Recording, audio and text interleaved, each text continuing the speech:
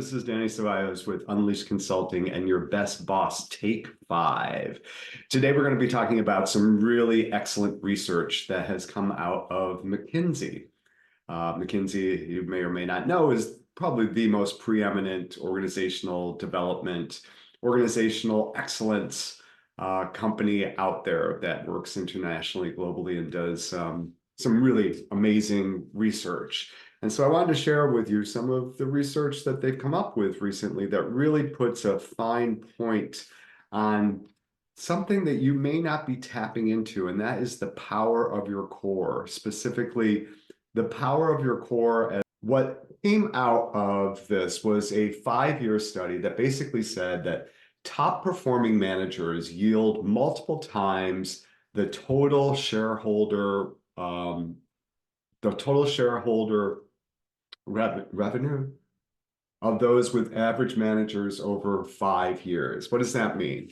That means that the total shareholder return, sorry. That means that when McKinsey and their partners did this study across organizations, they found that the organizations that really experience the greatest increase in total shareholder return over those 5 years were those that were in the top quartile of managers, of organizations and managers that spent time on building healthy best practices with their managers.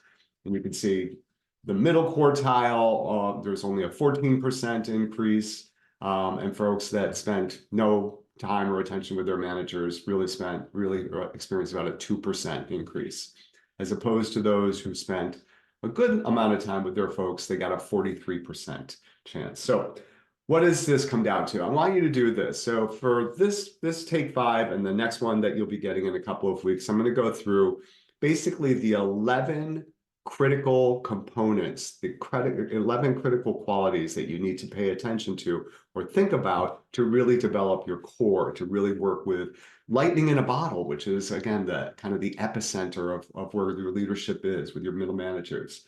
So as I go through these first 5, I want you to think to yourself, ask yourself, is this valuable, not valuable at all, or mission critical? And give it a score, 1 through 10. And I'll tell you why in just a moment. So the first is, do we value and do we nurture creativity and entrepreneurialism? Do we support innovation and creativity? Do our managers do that with our employees? So again, ask yourself, 1 to 10, how mission critical is this particular management competency? Open and trusting. Do your managers encourage honesty, transparency, and candid dialogue? Are they both competent and confident that they can do that? Are they operationally disciplined, meaning is there an emphasis placed on productivity and efficiency? Do they recognize the importance of actually the hierarchy and how formal power operates and decision-making operates? Are they authoritative? And lastly, are they challenging? Do they encourage people to do more than they thought possible? So again, take a look, maybe take a quick screenshot of this, send me a quick email, and I'll be happy to send them to you. And also, I'll be happy to send you the research that this is drawn from.